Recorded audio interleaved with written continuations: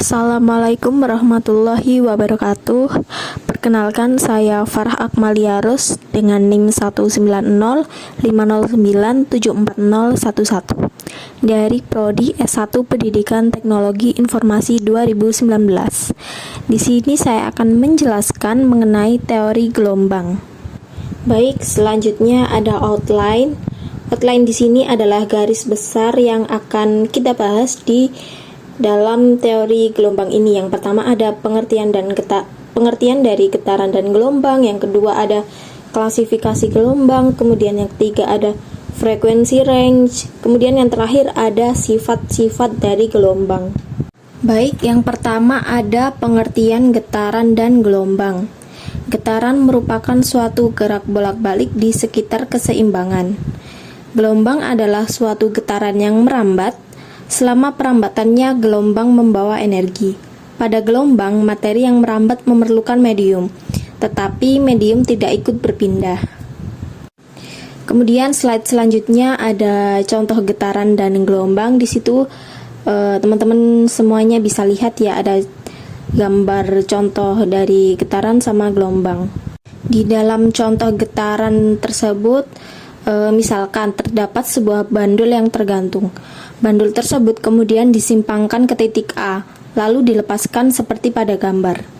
Terlihat bahwa bandul tersebut berayun secara bolak-balik melewati titik setimbang B. Bandul bergerak teratur hingga melemah dan berhenti. Nah, gerak bolak-balik suatu benda secara teratur melewati titik setimbangnya itulah yang disebut dengan getaran. Misalkan pada mula-mula bandul berada pada posisi setimbang di titik B, bandul kemudian disimpangkan ke titik A lalu dilepaskan. Ketika bandul menempuh titik A, B, C, B, A, maka gerakan bandul disebut satu getaran. Dan ketika bandul menempuh titik A, B, C, maka gerakan bandul disebut dengan setengah getaran. Kemudian di samping contoh gambar getaran ada contoh dari gelombang. Teman-teman bisa lihat ya, gambar di samping itu menunjukkan seorang anak yang mengikat ujung seutas tali pada sebuah ranting pohon. Kemudian anak tersebut menggetarkan ujung tali lainnya ke atas bawah secara teratur. Terlihat bahwa lama-kelamaan getaran tersebut merambat panjang tali hingga mencapai ujung tali yang terikat dan membentuk gelombang. Dari ilustrasi tersebut kita memperoleh definisi bahwa rambatan dari suatu getaran disebut dengan gelombang. Nah, selanjutnya kita memasuki outline yang kedua, ada klasifikasi gelombang. Nah, klasifikasi gelombang ini dibagi menjadi 3. Yang pertama ada gelombang menurut medium perambatan gelombang. Itu terdiri dari gelombang mekanik dan gelombang elektromagnetik. Yang kedua, gelombang berdasarkan arah rambat dan getaran. Ada gelombang transversal dan longitudinal. Kemudian yang terakhir ada gelombang menurut perambatannya, yaitu berjalan dan gelombang stasioner. Kita akan membahas sedikit perihal pengertian dari gelombang-gelombang yang di dalam klasifikasi ini ya. Yang pertama ada gelombang mekanik. Apa sih gelombang mekanik itu? Nah, gelombang mekanik adalah gelombang yang diciptakan oleh proses mekanik. Gelombang seperti gelombang suara, gelombang laut, dan gelombang kecut adalah beberapa contoh dari gelombang mekanik. Semua gelombang mekanik membutuhkan media untuk merambat. Energi gelombang mekanik bergantung pada amplitudo gelombang. Sedangkan untuk gelombang elektromagnetik sendiri memiliki medan listrik dan medan magnet yang berosilasi tegak lurus satu sama lain dan tegak lurus dengan arah rambat gelombang. Semua gelombang elektromagnetik memiliki kecepatan yang sama dalam ruang hampa. Frekuensi gelombang elektromagnetik menentukan energi yang tersimpan di dalamnya.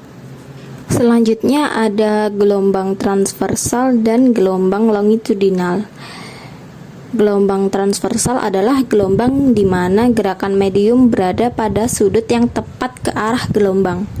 Sedangkan untuk gelombang longitudinal adalah gelombang di mana gerakan medium berada dalam arah yang sama dengan gelombang. Kemudian memasuki poin yang terakhir pada klasifikasi gelombang, terdapat gelombang berjalan dan gelombang stasioner. Gelombang berjalan adalah jenis gelombang yang sama pada setiap titik yang dilalui. Sedangkan untuk gelombang stasioner adalah jenis gelombang yang berubah-ubah antara 0 sampai nilai maksimum tertentu. Setelah kita mengetahui pengertian singkat ya dari semua gelombang, ada 6 gelombang tadi. Nah, sekarang kita berlanjut ke pembahasan perbedaan di tiap poin klasifikasi. Nah, yang pertama ini kita membahas klasifikasi yang pertama ya. Ini ada perbedaan gelombang mekanik dan elektromagnetik. Di sini sudah tertera penjelasannya. Untuk yang pertama, perbedaannya gelombang elektromagnetik tidak membutuhkan media apapun untuk bergerak, sedangkan gelombang mekanik harus memiliki media untuk merambat. Perbedaan yang kedua, energi gelombang elektromagnetik dikuantisasi, tetapi energi gelombang mekanik bersifat kontinu. Perbedaan yang ketiga, energi gelombang mekanik bergantung pada amplitudo gelombang, tetapi energi gelombang elektromagnetik hanya bergantung pada frekuensi. Kemudian perbedaan yang terakhir ada gelombang elektromagnetik menampilkan perilaku seperti partikel, tetapi gelombang mekanik tidak menampilkan perilaku seperti itu. Selanjutnya kita membahas perbedaan gelombang transversal dan gelombang longitudinal. Nah, di sini sudah tertera perihal perbedaannya. Yang pertama, gelombang longitudinal menyebabkan perubahan tekanan berbagai bagian medium yang dilaluinya. Di sisi lain, gelombang transversal tidak menyebabkan perubahan tekanan pada medium yang dilaluinya. Untuk poin 2, gelombang longitudinal dapat ditransmisikan melalui ketiga jenis media, yaitu padat, cair, dan gas. Sebaliknya, gelombang transversal hanya dapat ditransmisikan melalui padatan atau permukaan cair. Poin ketiga, gelombang longitudinal bergerak dalam bentuk rapatan dan regangan, sedangkan gelombang transversal tidak. Kemudian untuk yang terakhir, media material sangat penting untuk transmisi gelombang longitudinal, sedangkan medium material tidak diperlukan untuk transmisi gelombang transversal. Lalu untuk poin terakhir, perbedaan gelombang berjalan dan gelombang stasioner. Di situ sudah terdapat tabel perbandingan antara gelombang stasioner dan gelombang berjalan. Yang pertama, parameter perbandingannya properti gelombang. Di gelombang stasioner tidak mengangkut energi. Untuk yang gelombang berjalan mengangkut energi. Poin kedua, amplitudo. Gelombang stasioner berosilasi dengan amplitudo yang berbeda, sedangkan gelombang berjalan merambat dengan amplitudo yang sama. Selanjutnya ada frekuensi range. Di sini terdapat gambar mengenai ukuran frekuensi dan panjang gelombang. Ada yang namanya spektrum gelombang elektromagnetik. Nah, spektrum gelombang elektromagnetik adalah ragam gelombang elektromagnetik yang dikategorikan berdasarkan rentang frekuensinya. Contohnya seperti pada gambar, yaitu yang pertama ada gelombang radio. Gelombang radio dikelompokkan menurut panjang gelombang atau frekuensinya. Jika panjang gelombang tinggi, maka frekuensinya rendah.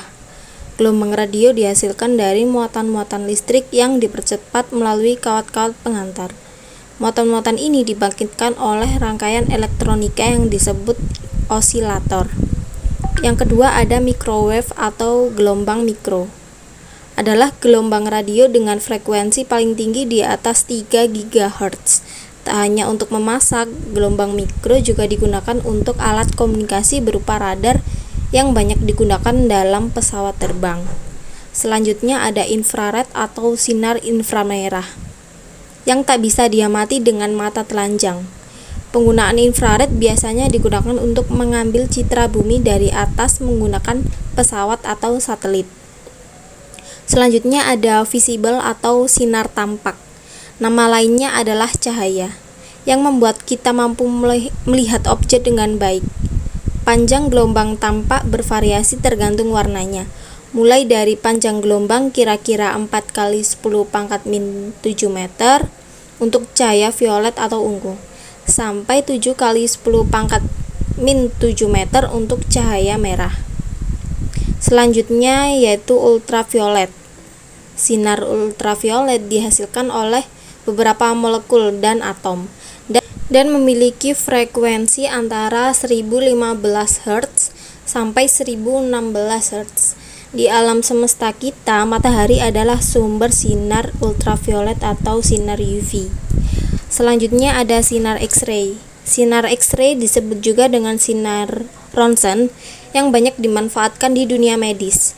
Nah, sinar ini memiliki panjang gelombang sangat pendek, yaitu berkisar antara 0,01 nanometer dan memiliki frekuensi antara 1016 hingga 1021 Hz.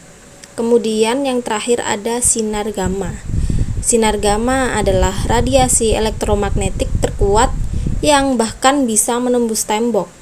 Sinar gamma memiliki energi foton yang melebihi puluhan ribu hingga triliun elektron volt. Di dalam bidang medis, sinar ini digunakan dalam alat positron emission tomography atau disingkat PET untuk terapi radiasi dan pengobatan kanker. Selanjutnya pembahasan mengenai sifat gelombang mekanik dan elektromagnetik. Yang pertama ada sifat dipantulkan atau refleksi.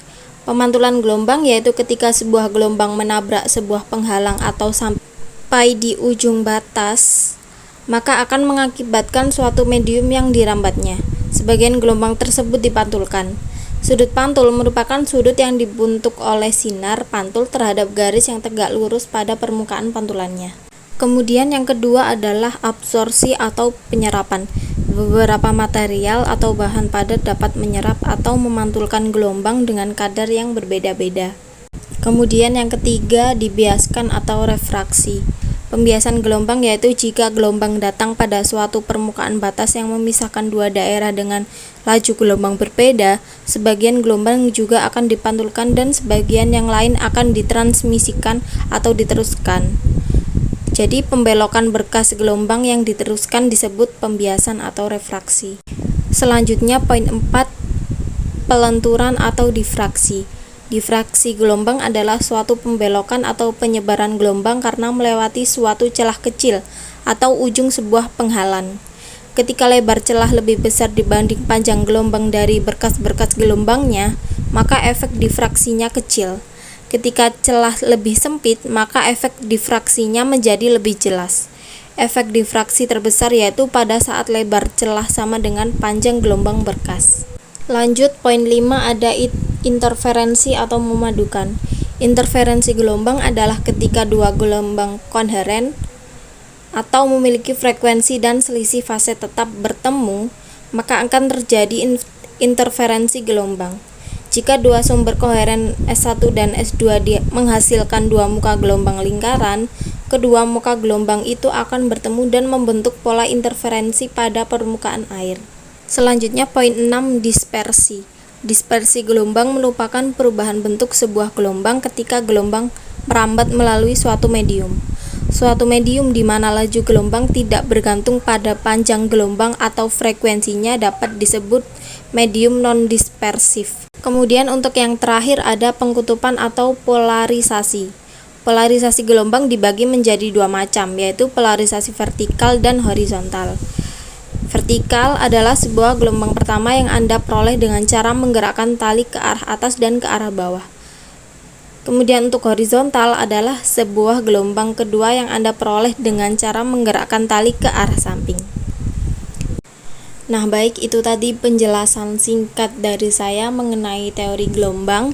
Apabila ada salah atau kurangnya, saya pribadi mohon maaf. Wassalamualaikum warahmatullahi wabarakatuh.